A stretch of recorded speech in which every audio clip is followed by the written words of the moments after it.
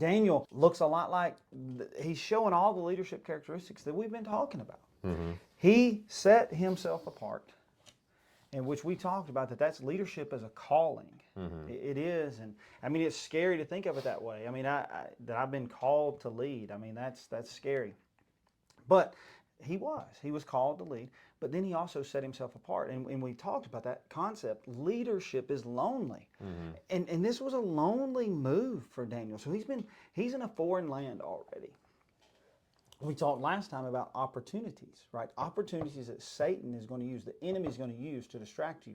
Isn't this a perfect opportunity for Satan to pounce on Daniel? Yeah, being exiled, not a great thing. Right, exiled, mom and dad are gone, right? Home cooking's gone.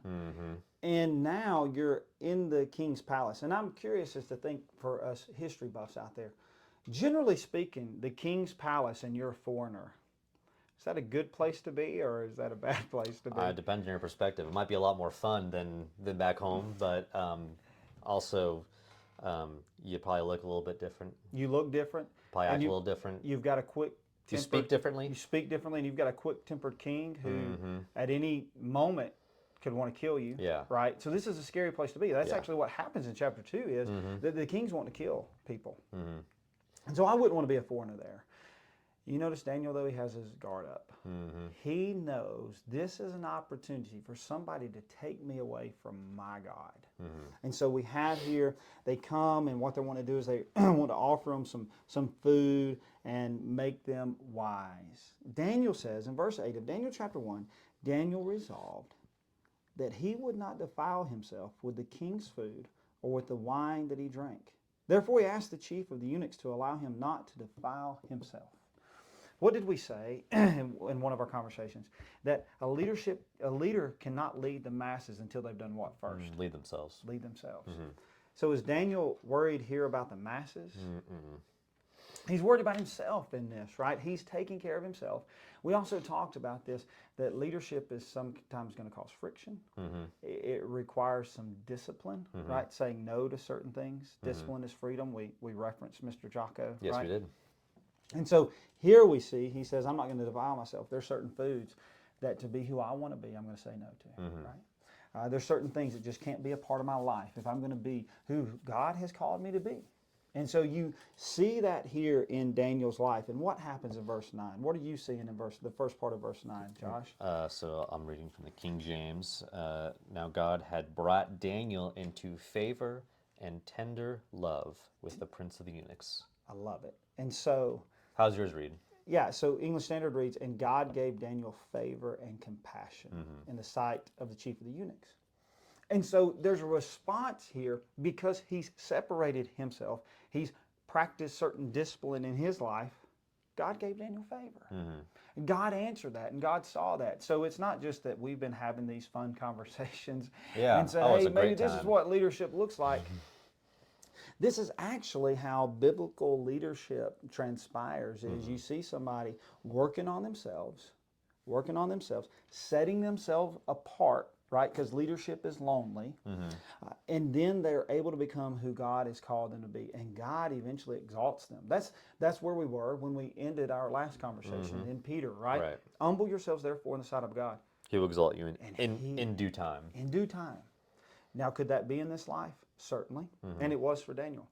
But does it necessarily have to be in this life? Even in Daniel's life, there were some crisis moments, if you will. There were. So it might be a time where you might be exalted at certain points in your life and then debased in certain parts, and you may never be exalted in this life. Right. God has the right to treat everyone's situation a little bit differently. Yeah. And so at the end of the 10 days, this is verse 15, so at the end of the 10 days, it was seen that they were better in appearance and fatter in flesh than all the youth who ate the king's food. So that's Shadrach, Meshach, and Abednego plus Daniel there. Yeah, because they had agreed, like, hey, if you'll let us eat the way that we should eat for 10 days, then see how we look compared to everyone else, and then you can make a decision. And so I also like this because verse 17 in Daniel 1, the king's palace, they would have had access to every piece of reading that you would want concerning leadership and wisdom. And that's what they're trying to do, is create leaders. They're trying to create people who have wisdom in the affairs of the world. And here, Daniel 1 and verse 17 speaks to what's written in 2 Timothy chapter 3 for us, that the Word of God can fully equip man for what? Every good work. Right. Verse 17 of chapter 1 of Daniel backs that concept up. As for these 4 youths, God gave them learning and skill in all literature and wisdom. And clearly, you know, we've seen through this podcast, I read secular writings, but we've noticed how ironic it is that they agree so well with the Word of God. Yeah. But I think that secular work only helps the Christian if they first have immersed themselves in the Word of God. Yeah. It should be, supplementary. There you go. Instead of primary. Josh, I didn't know that you had a word like that in you. Yeah. Well, That's a monster. That would be good for Scrabble. yeah. I do have a college degree. Can you say it again? Supplementary. Wow. So yeah, that's what you're wanting those to be. That's not the end all be all. Yeah, the foundation is here because God can do the work. And so I do want to do as you've asked us and you've led us to do, is look at that armor of God in Ephesians, because it will work out really good. But before we go there, I can imagine, I know for me in my life, I'm called by God's grace and have been called to be a leader in different capacities. And at times it seems daunting, scary. I think especially as a father, I'm just inadequate to do all that I think needs to be done by a father. And we're going to see in putting all that armor that it rests on God. But I think that verse 28 in chapter 4, really shows us the power of the gospel and could help somebody who's out there kind of listening to these conversations that we've been having, help them understand that we're not saying that Josh and I have all the answers and we've got to figure it out. We're the best leaders in the whole wide world. Yeah. No, we're people who recognize we have weaknesses. Right. But we also know the source that we can go to for strength. Right. And so if you're at a place in your life now where you're asking questions, how can you become who you want to be? God can help you. This is one of the most radical transformations that we see in the New Testament. Here's verse 28. Paul says, "Let the thief no longer steal." So this is a man who at one point in time in his life felt like what you have is better suited for me. Right. Now, I don't care that you depend on that truck that you have. Yeah. I'm going to take it and I would be better suited. Right.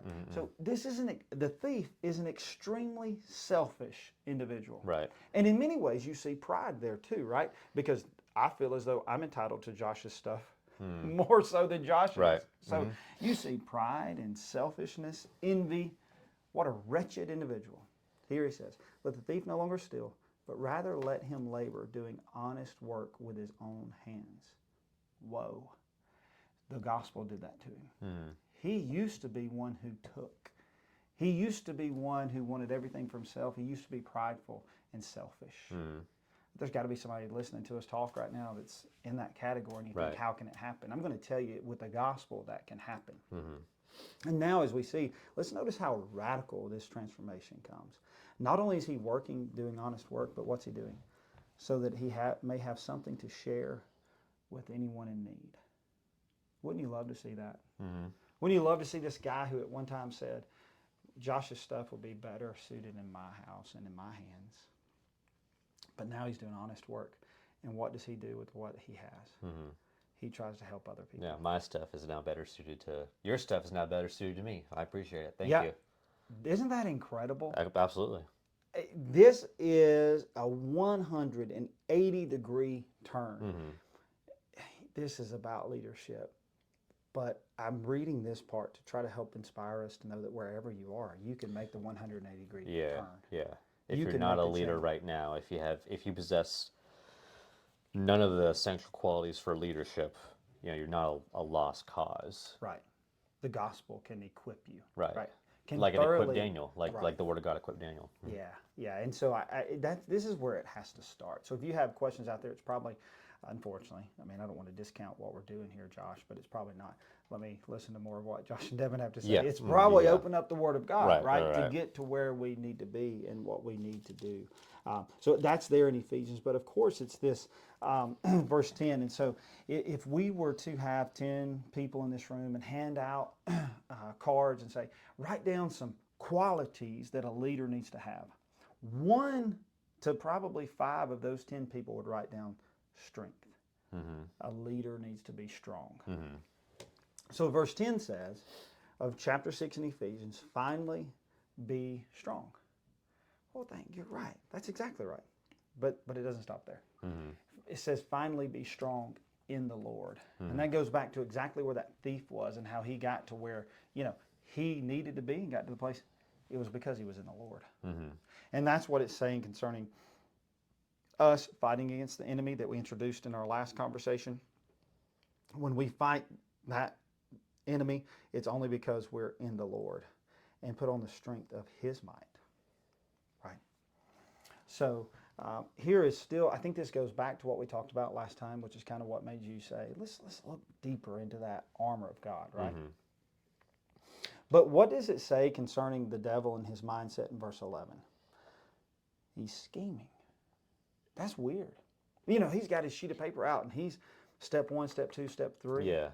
He's got a dossier on all of us. Right. Right. And so he knows it, and he's got a plan. And he knows when he's going to attack us. So therefore, I think we would be fools not to recognize that he is scheming. Right. I guess it's nice to feel wanted. There you go. Right. The devil wants us so badly, he's always scheming to get to us. Right. So I think verse 12 really boils down to, I think, why we're having this conversation. And because this is, I think you said in our last conversation, leadership isn't real tangible. You can't really touch it and feel it and just say what it is. Well, what Paul says here concerning the enemy is you really can't touch him, feel him, or see him either. Right? And this has always frightened me as a Christian, but then as also somebody who's leading my children and leading and influencing other people that I come in contact with is the real enemy is becomes between the ears. Because what he says here is, for we do not wrestle against flesh and blood, meaning we do not wrestle against what we can see, but against the rulers, against the authorities, against the cosmic powers over this present darkness age, the spiritual forces, evil in the heavenly places. What I've always said about that right there is that tells me I don't stand a chance. Right. Because everything that's in that spiritual realm is greater than this that's in this realm, right? And so not only is our enemy real, which we talked about last time when we had our conversation, not only is he real, but in many ways, he's greater than us. And so that should send a lot of fear over our bodies and our mindsets, knowing that he's greater than us. And I know there's some good Bible students who are out there and they're thinking, whoa, now, Devin, Satan's not greater than us. But in many ways he is. And when is it that we can become greater than him? Well, only when he who is greater than Satan is in us. Is in us. I mean, that's where your mind went. But the answer is yes. It's when he is in us. But if Josh says, I'm awesome, I'm great, I can take care of Satan, Josh is going to lose. Yeah. So that's part of understanding yourself, is understanding your weaknesses and frailties, and that you can't truly be strong, because verse 10 says, be strong where? In the Lord, right? So some of the favorites here. So we won't read all that.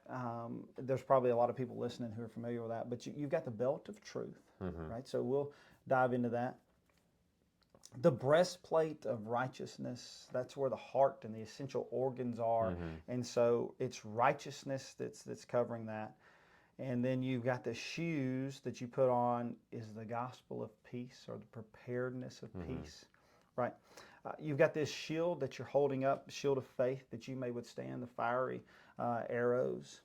And then you've got this helmet of salvation, which is interesting, because that's the mind. Right. And there's so much of salvation that is in between the ears. And then finally, you've got the sword, the Word of God, that you're fighting. Which of those kind of resonates with you, Josh, as you think about where you've been in life and, some struggles you may have had? What'd you start doing to the armor, and what of the armor helped you the most? Oh, the helmet of salvation, for sure. Okay, why do you say that? It protects the head, it protects the mind. Most of my issues are with the mind. And then the fact that it's the helmet of salvation, like, you have to, in order to be in this fight, you have to be confident in that salvation. You can't wonder, oh, I wonder if I am saved. I wonder if God will save me. You have to be 100% sure that you have that salvation, that. or else you're going to get a headshot, which, as we all know, is almost a 100% fatal. Right. And the belt of truth, it's interesting what the belt of truth right there in the Is center. that yours? Is that the truth? The is belt that your of truth is favorite piece of armor? I'm too violent for it to be the belt. Oh, okay. You probably know mine, and anybody, if you happen to know me and you're listening to this, I didn't want to assume. You said I'm it, going not me. sword. I'm going sword. Yeah. I just resonate towards that. Okay. I picture myself holding the sword and Right. that being. But if you think about it, that goes back to exactly how Daniel was strengthened. He was strengthened in the Word of God, right? And that's what you're holding there. And it can fend off, it can answer everything. And you and I have noticed how even many of the world, as they talk about leadership, as they talk about developing wisdom, they're talking about biblical principles, whether they've recognized it or not. Those are biblical and foundational. And I get to hold that in my hand. But I like that shield of faith as well, because I think that's what Satan is attacking, is our faith. He's attacking our faith. But I also think, the shoes of peace, because we talked about leaders are going to have friction. So how can we also have peace among us? And that goes back to, we can't be righteous in ourselves. So that breastplate of righteousness isn't self-righteousness. That's the righteousness of God, who, he can be just and the justifier. Right. And therefore righteousness from him, and that's what we're wearing. And so that peace that we're bringing is, we're putting people at peace with God. And sometimes to get to a peaceful place, it takes a little bit of friction, right? And it takes a little bit of struggle for there finally to be a peace treaty.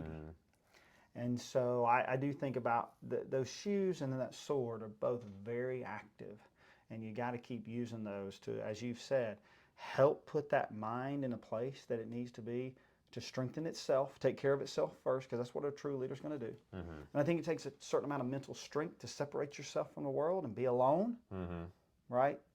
But we're going to use that gospel and that sword of God to make all that come together. And then eventually we're equipped to be the leaders that God's called us to be. Yeah. So I hope that painted the picture that you were looking for in your mind there, Absolutely. Josh. Yeah, absolutely. So it just goes to, all of this is who we want to be and the different ways God's called us to be leaders. It's going to be accomplished in Him. And sometimes I'm too prideful to really understand that and make that true to our life. So hopefully after listening to this, some people will be more resolved to be there. Or if you're not there, just think about that thief and know where you can get to.